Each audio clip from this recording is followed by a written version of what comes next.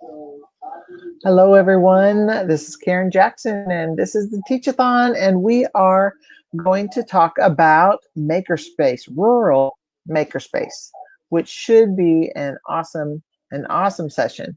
So right now, I am going to introduce Damilola Fasoranti, and here he is.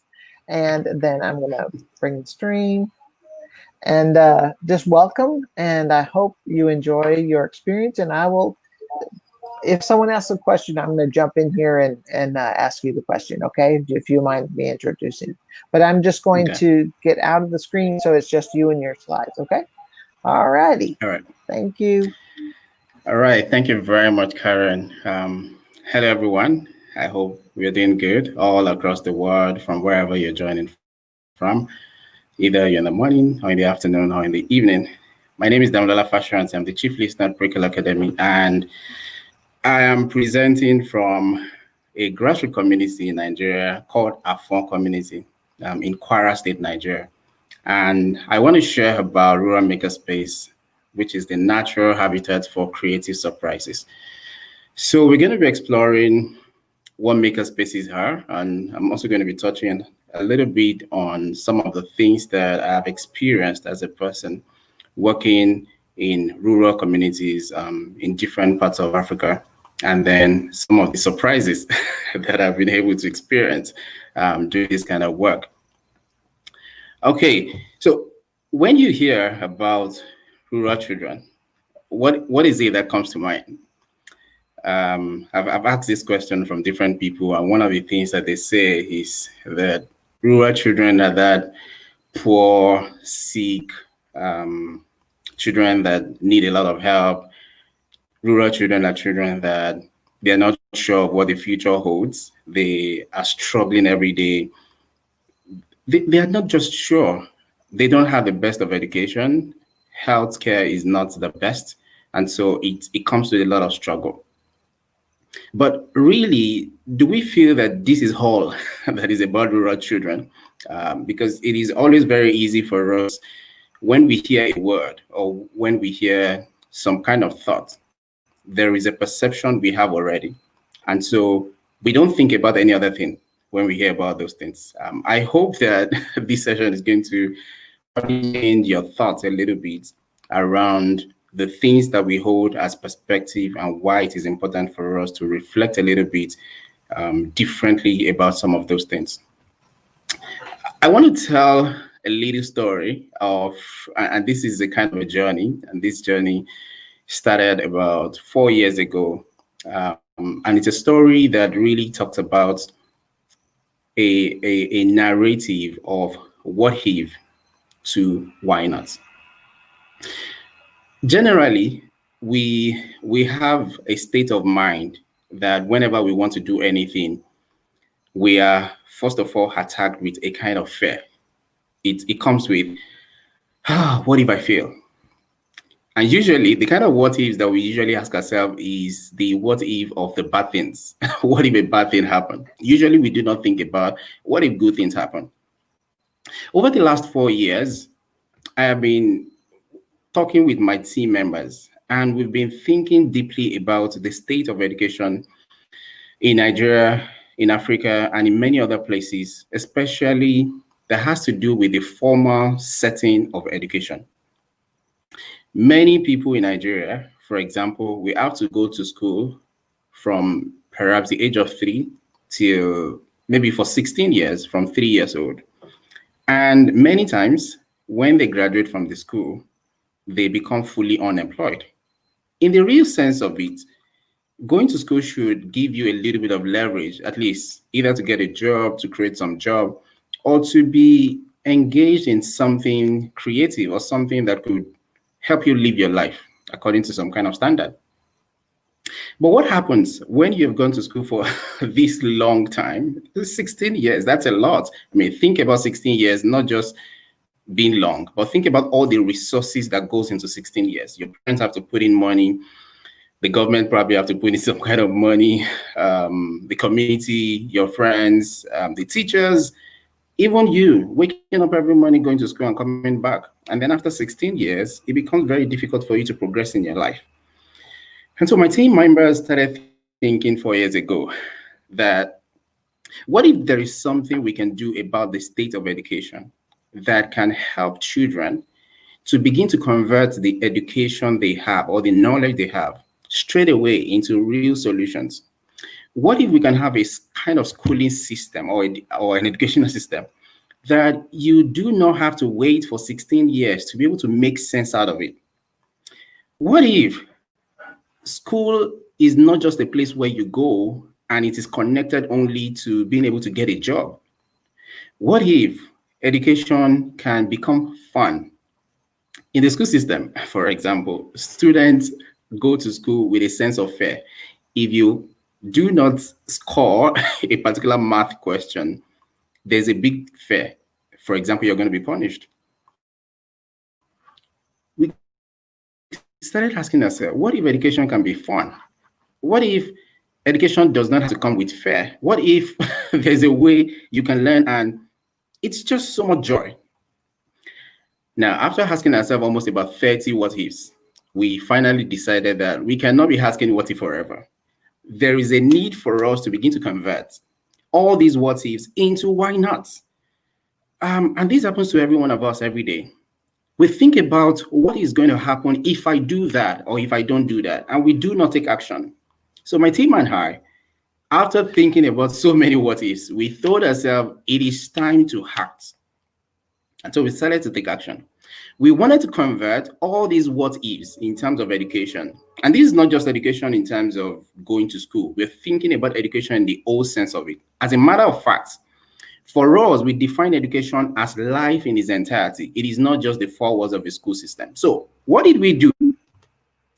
We thought out what ifs in 2017 to why not we're making it happen. And we decided to create what we call a makerspace. It is likely that you've heard about innovation hubs, especially in the cities, a place where people gather together, where they could do some work, where it is not like the generic school system. I mean, it's called an innovation hub, right? So they expect that people create innovative ideas or they birth innovative ideas and then they create very amazing solutions. We realized that in rural communities, there was nothing like innovation hubs. Why this disparity? I mean, it connects back to the definition of a rural kid or a rural child or a rural community. In a rural community, you don't find most of the things that you find in the cities. And so we wanted to create this kind of thing in a rural community setting, and we wanted to see what is going to happen. We've not seen this kind of thing happen in grassroots communities. So we decided to do that out of the curiosity of trying to turn our what ifs into why not. So we created a makerspace in 2017, Kwara State, Nigeria, and it is an open center. Actually, the picture you're seeing on the screen is one of the rooms in this makerspace. There's a lot of story around this, but I will not touch into that. I need to go a little bit faster. So we created an open center, and it's a place where every age can come to. So it is not a school system where because of your age, you have to be in a particular class. We are not saying that there are no ages that you need to be in the category to learn. There are. But in this center, we believe that there could be cross-pollination of ideas. We believe that a child can know something that the elderly does not know. And we believe that the elders can also know things that, elders know a lot of things that children don't know. So we're trying to create a synergistic community whereby people can connect on different projects. I might come to the center and say, you know what, guys, my mom goes through a lot of difficulty trying to cut pomo. So pomo is like a cow skin that is very, very sweet in soup. So for example, my mom is probably having a lot of difficulty in cutting pomo, for example. I can come to the center and meet someone and say, you know what if we can create, what if we can create a solution around creating something that could make this a painless task? And then we will go ahead and connect on that kind of project. I could ask every other person around the room and say, what kind of skills do you have? What kind of thoughts do you have? What kind of ideas do you have? So we share ideas and we have fun. So this is a place where you can make all the mistakes that you need to make. This is a place where you are not judged. Either you're right, either you're wrong, either, in fact, you can come to the center just to play. If you just want to play, it's okay. We feel that knowledge can happen anywhere, anytime, and in any place. And there is no need to box knowledge to say that within these 2 hours, you must learn this and you must be able to convert it into solutions. We believe that knowledge can eat you in the bedroom. Knowledge can eat you on the road. Knowledge can eat you in the bathroom. Knowledge can eat you in your dreams. And therefore, we wanted to create a center, a place where you're not restricted by knowledge. You're not restricted by time, right? And this center is a place where you can also connect with people virtually. So it is not just the people you meet within the community that you can connect with. And interestingly, right now, this center is solar powered. So the challenge of electricity that you find in many rural communities, the center do not have that kind of challenge. So you can run from morning till evening, all with solar energy. So that gives a lot of flexibility. And there are so many tools that you also find here. So there are many tools that you will not find in many rural communities, or even if you find them, it is going to be owned by someone that has, maybe a store. It's just a personal thing. But in this community, in this center, the tools are free for all. Anybody can use them. So we began to turn all the what ifs in our head. We listed down what are the things that we see in normal or the formal setting of education. What if we can turn all of that around? So that was what we did. So in a regular school, there is a time frame where you have to be in school and you have to go out. Here, there is no time frame. You can come in the morning and leave in the evening. You can come in the evening and leave in the evening, right? The school system, there is a principal, there are school uniforms, there are a whole lot of things. All of those things, we have taken them out.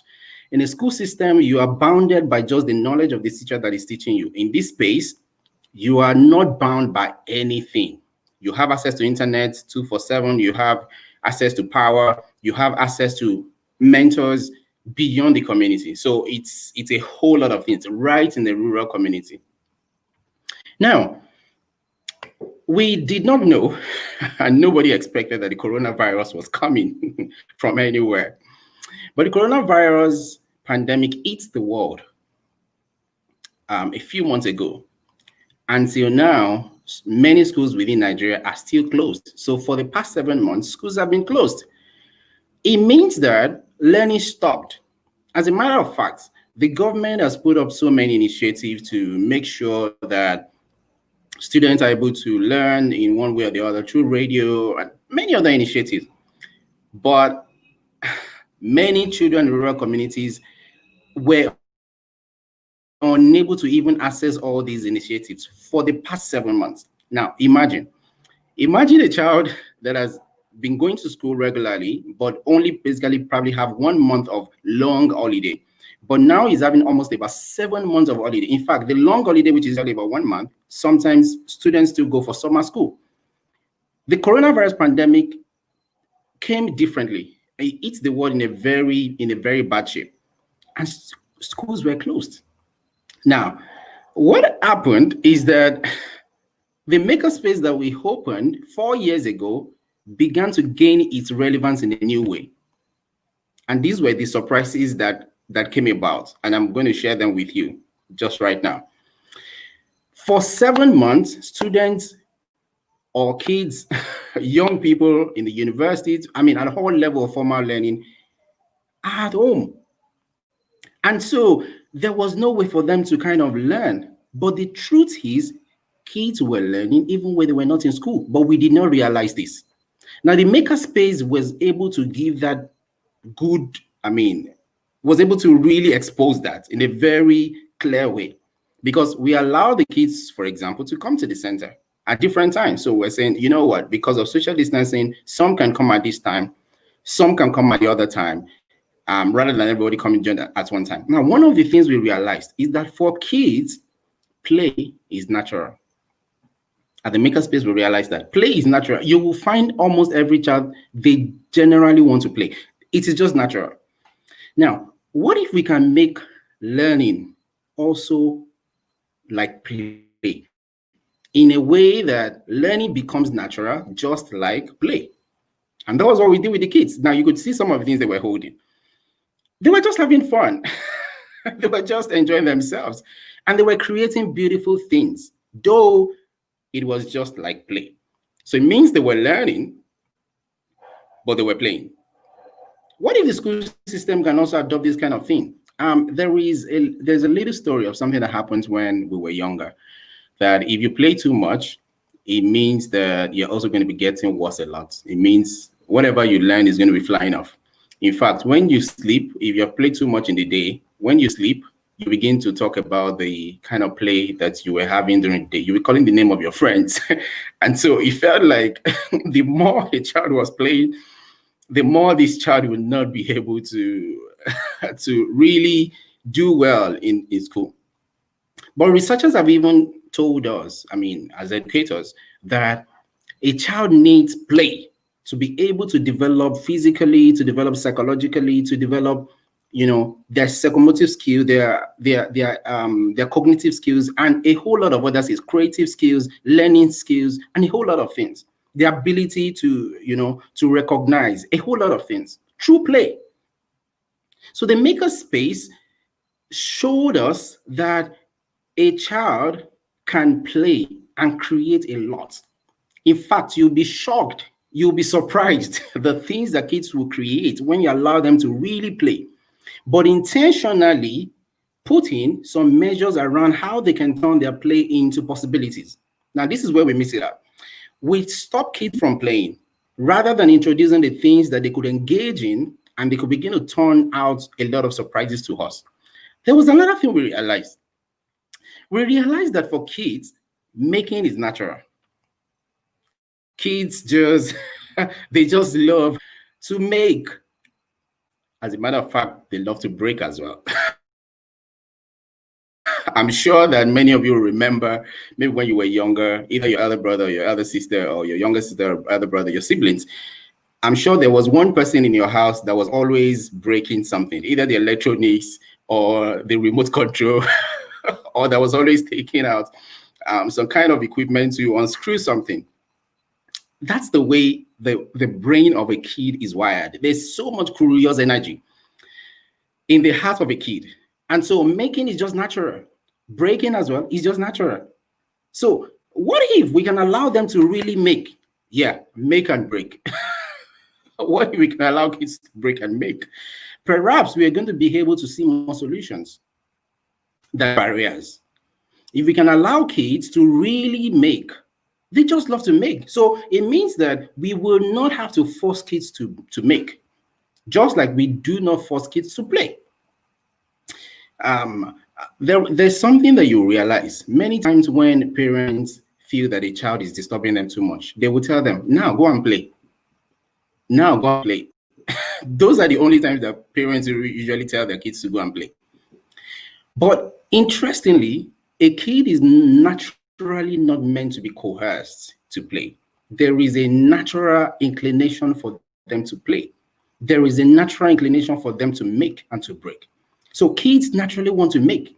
So what can you do to really engage a kid is to put things in place that can help them to make. I'm sure somebody will be thinking, well, what if I do not have the resources, or I do not live in a place where they have things that kids can really play with and all of that. I wanted to look at the hands of this lady, of this young girl.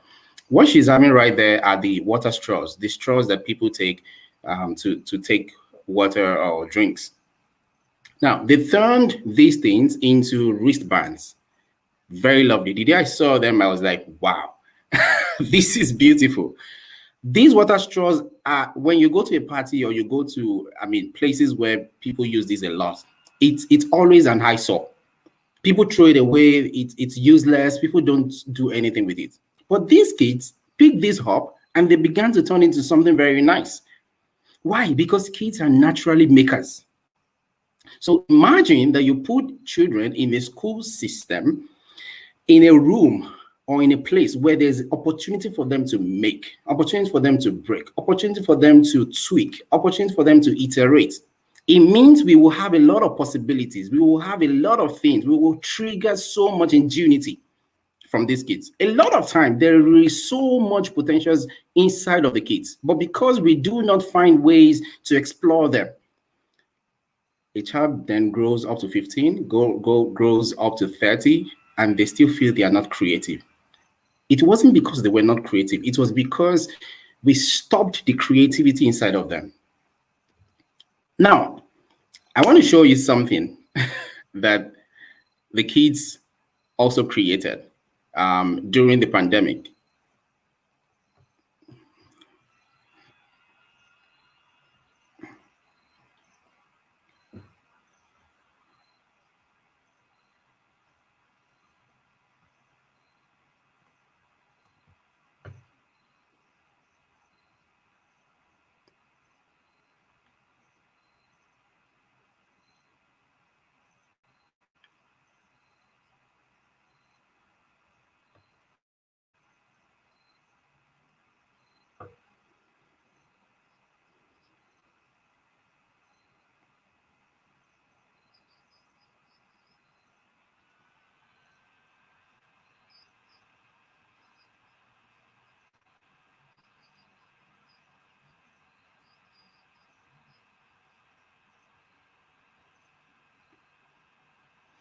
Okay.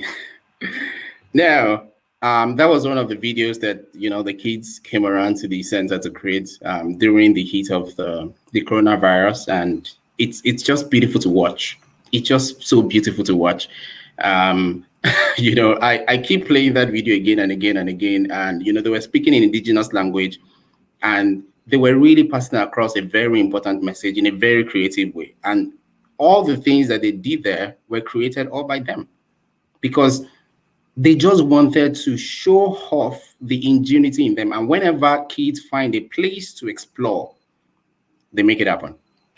Now, there are other things that we also realized within the makerspace as really big surprises. Now, for kids in their head, nothing is impossible. For adults in their head, everything is not possible. Now, because adults have been exposed to so many things in their life, because you have seen things that has made you afraid, you've seen things, you've seen different difficulties in life. It is very difficult for an adult to naturally say that nothing is impossible. But for kids, they are fearless. They are born fearless until we stop them. Kids can stand at the top of the roof and tell you they're going to jump down. They just believe their legs cannot be broken. A child can see fire and will just want to touch it just because they feel, well, let me see, is it really hot or not? A child can decide to stay at the front of a car and say, yeah, eat me. Let me see how it feels like. Because kids are just fearless. Until adults stop kids, naturally, they just feel everything is possible. And these are some of the things that we also explored. While we believe that there are certain barriers in life generally, we also believe that it is important for us to begin to find a way to celebrate the ingenuity of kids. It is important for us to give them the avenue to explore possibilities. This may be very hard, but in the makerspace, this is a bit easier. Why? Because it is very easy. Everybody is working on projects. Everybody is trying to create something. Everybody is having fun. And so that environment creates a feeling of, even if you make mistake, it's okay. So while we stop ourselves from trying to create things, it's usually because we are afraid. We're not sure if everybody's going to laugh at us. We are not sure if we're going to be scorned. We are not sure if, oh, why did you waste all the resources? Why did you break that? But at the makerspace, you have the opportunity to really create and break. You have the opportunity to Be celebrated, even if you make something very small and you're thinking to yourself, oh, I didn't make anything. There are people that are going to cheer you on. And so it gives even kids more reasons to celebrate themselves. I think this is beautiful. And the more they're celebrated, even for the small things they do, the more you begin to see them creating a lot more things. And that's the kind of thing, that's the kind of environment, that's the kind of place where they begin to feel that the creativity in me, I need to put it out. The ingenuity in me, I need to put it out. The solutions in me, I need to bring it out. Right? So there's a whole lot of things beyond just the school system. There are things that parents, siblings need to learn, especially when we're raising kids or when we're raising, younger ones, around the things that we stop them from doing or the things that we don't stop them from doing. Now, there are kids that when they're growing up, they talk a lot or they ask a lot of questions. Then kids are generally curious. Now, what happens is that a parent or a sibling will say, shut up. Oh, you talk a lot. Now, in the head of a child, this child begins to believe that, oh, I talk a lot. Okay, this next thing I want to say, I'm not going to say it because they've told me that I speak a lot, or I talk a lot.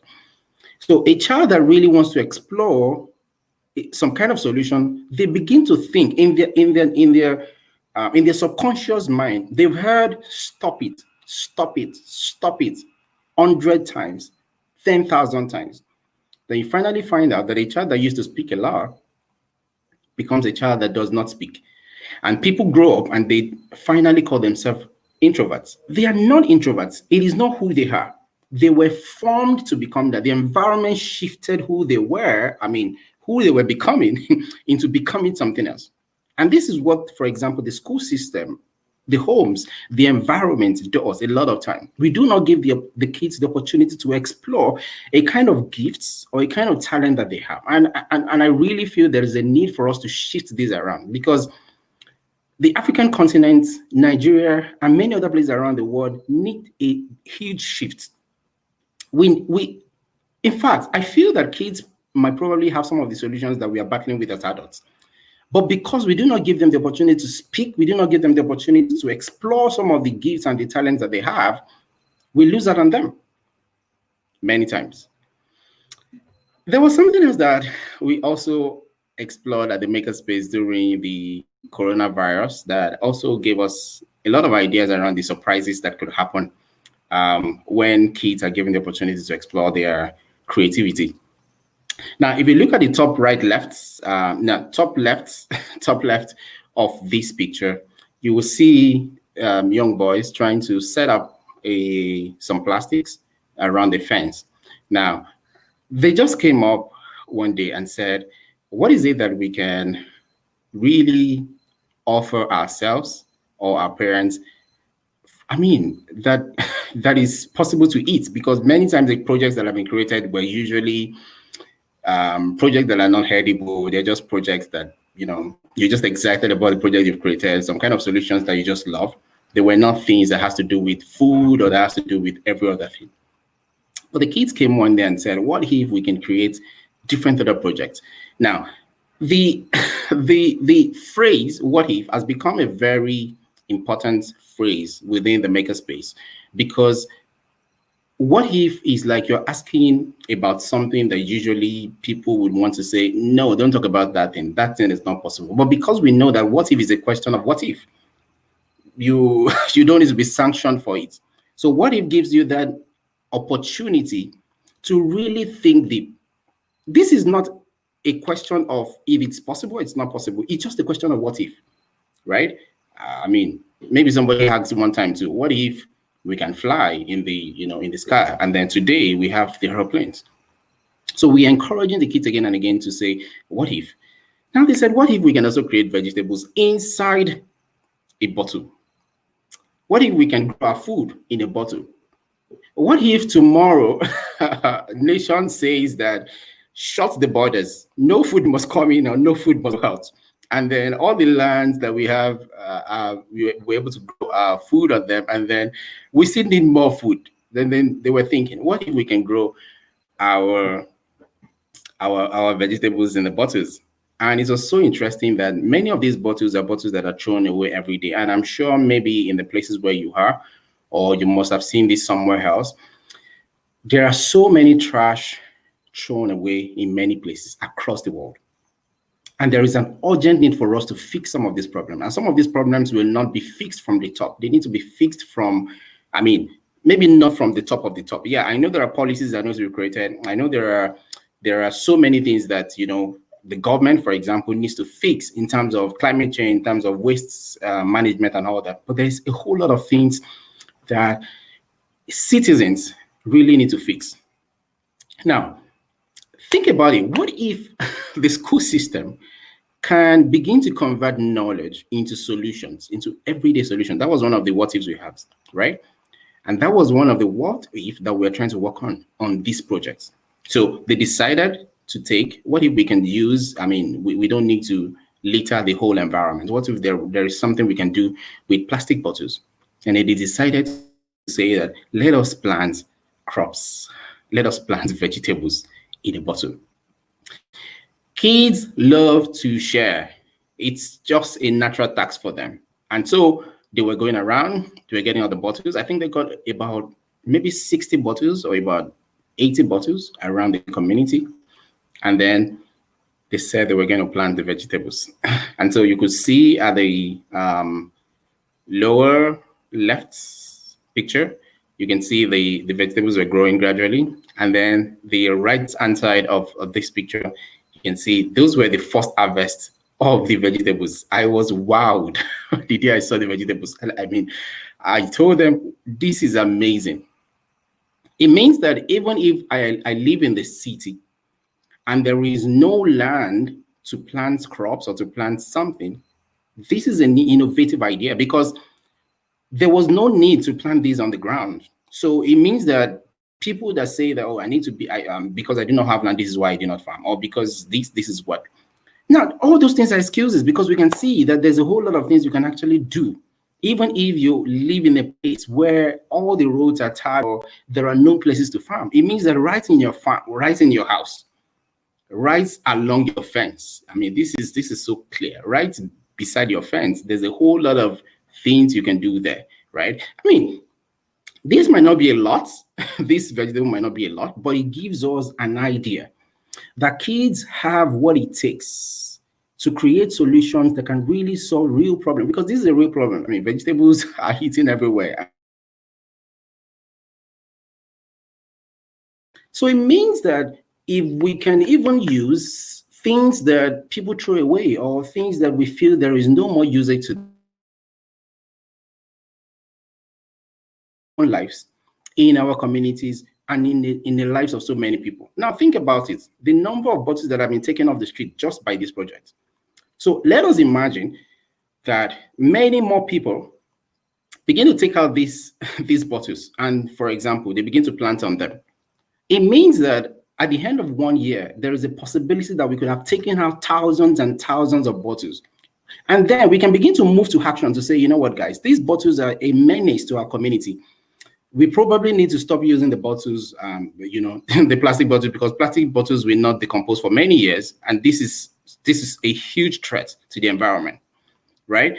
But we need to take out even the ones that are already in the environment. And then we need to now begin to think about non-consumption. So we will not take bottles, we will now use something different and all that. But we all need to put hands on deck.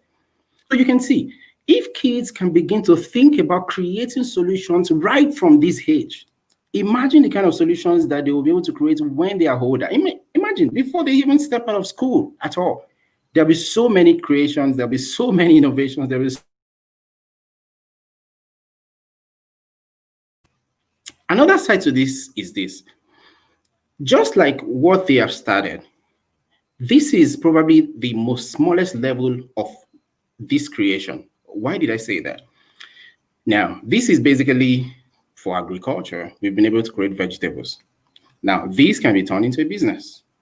These can employ people. And then it means that we are reducing employment gradually. So this can stretch into so many things. So the little ideas that kids have, many times when they want to tell us and we shut them down, we have stopped, for example, businesses. We have stopped ideas from flourishing. We have stopped people from getting employed just because we have told a child to shut up. I am not saying that you need to allow your child to speak from morning to night like so many kids do, but I'm saying that we should give them the opportunity to explore the things that it's really burning in their heart. Allow them to ask the questions that they want to ask. Let us give them the answers that we have, and if we do not have answers, we can also refer them to people that have answers. And I think we would be able to have a lot more creative surprises in our homes, in our religious centers, in our communities, in the school system, and in so many places. Now, based on the things that I've shared so far, the question goes back to this. If play is natural, why is it that solutions are not really natural? Many times you see people would say, we have to sit down to brainstorm. We have to go to this kind of place, learn a lot of this and learn a lot of that for us to be able to come up with solutions for this problem. You hear about international organizations and the government having a lot of summits, a lot of conferences, a lot of business meetings where they are trying to think of solutions. We are trying to force solutions to happen just because we have not given the opportunity to allow solutions to flourish and, to really come true just in the way that we play every day. I believe that if we begin to think about playing in a different way, there's a whole lot of solutions that can come from there. Now, think about it. Many of you, when you take your bath, I've heard this again and again, that when they take their bath, a lot of ideas come to them. When you're taking your bath, you're not serious. It's not a serious thing. It's just pour water or half shower. It's play. It's almost like play. Why is it that ideas eat us in that kind of place? It tells you that there are so many possibilities even when we play, when we are not giving our head a lot of stress to come up with solutions. Solutions come around. Making is natural. Why is it that we are not allowing kids to make? When we see kids putting together their stones and putting together some kind of sand and sticks and everything, we tell them, stop. Oh, that's very dirty. Oh, very dirty. Yeah, if it's dirty, we need to give them something else. We should not stop them from using those sticks and using those boxes to create something without giving them something. You cannot take something from a kid and not replace it with something. They will always go ahead looking for something else to replace it with. So if you do not give them something else instead of sand, they will go and, okay, I hope they are not going to break TVs because that's going to be very costly. So we need to give them something else. We need to replace whatever a child is playing with something else. This is very important. And this is across board. This is not just in the school system. This is in the community. This is in our homes. Everywhere we are, a child's hand and brain thinks about touching. That's why even when a child is born, you see a child that, they clip, you give them this one hand and then they clip their hand around it. Why? Because they need a sense of touch. And that's the thing. So a sense of touch gives them the ability of relating. It connects to the brain. The learning and the growth connects to their brain, to their brain development, to their environmental growth and everything. For kids, sharing is natural. So why don't we allow it to flourish? Why is it that we stop them from really growing and becoming who they want to be? Why have we stopped solution-minded kids becoming trouble people? Why have we not allowed them to really share? Why have we not allowed them to support us, to do things that we feel, well, they cannot do? Why not give them a chance? We have created the Makerspace at the rural communities, and we have seen a whole lot of surprises. In every community that I've been to, where I have had to do something with children and told them to create or give them the opportunity to explore their ingenuity, I have been endlessly surprised. It just tells you that kids have been waiting for an opportunity to blossom. They've been waiting for an opportunity to scream out the gifts that is inside of them. So every day, every time, when you look at a kid next time, always think about them as a genius. Think about them, and I'm telling you, this is kid of everywhere, anywhere you find them. I'm talking about rural communities, right?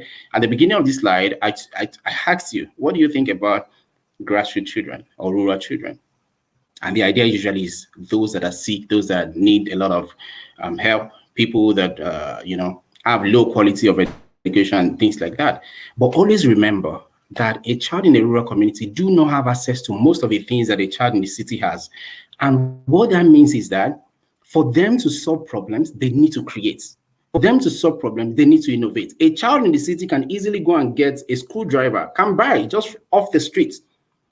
In many rural communities, a child might not have access to a to a screwdriver. It might need to create a screwdriver from a nail or from iron sheets, right? It tells you that a child needs to create to solve problems, even in the places where they live. So that tells you that creativity is high, innovation is high. We just need to tap into it and make it grow. So this is what I wanted to say about that. Now, this is my last slide, and it's a very simple question. What if you and I can inspire more creative surprises? What do you think the world will be like? This is the question I'm leaving you with. What if you and I can inspire more creative surprises? What do you think the world will look like? So thank you very much for coming. I love that And question. yeah. I love that question. May I ask you some? I just want to make a observation. I really loved your presentation. My husband used to teach a makerspace in his elementary school, Wow. but it was not rural. But he grew up in a rural household, and Yeah. uh, he and his sisters used to make their toys with sticks and rocks and bark It's and amazing. little It's scraps amazing. scraps of. And since I've become a teacher, I realized that you increase creativity by limiting the tools that you give the students. So a lot of people think, Yes. well, in order for my students to be creative, I need to buy them all these tools No, and all these plastic not at all. Play-Doh things. And no, you Not at all. limit, and then they have to use things in a different way. And Yeah. I just love what you're doing, and it's helping the children become leaders and become decision makers. And I Yeah. just love Makerspace. So Thank you thank you so so much, much Karen. for Thank you joining so us. much. It's a great thing. And um, I encourage everyone to watch this again because you talked about so much stuff. I mean, I have 2 pages of notes here, but I don't want to run over because we Thank have you so much, Karen. a presenter coming. So thank you for coming to see us, and Thank you so much. Thank you have so a much. wonderful day. You Bye-bye. too. Bye. Oh, seriously, that was good. Very good, very good. So go to the Teachathon network.com/p. In other words, the presenter page on our website, and you can find all the different sessions and the recordings. You will also find on our YouTube channel the recordings there as well. So thank you so much for talking about rural makerspace. It was a great presentation. Have a wonderful rest of the day. Bye-bye.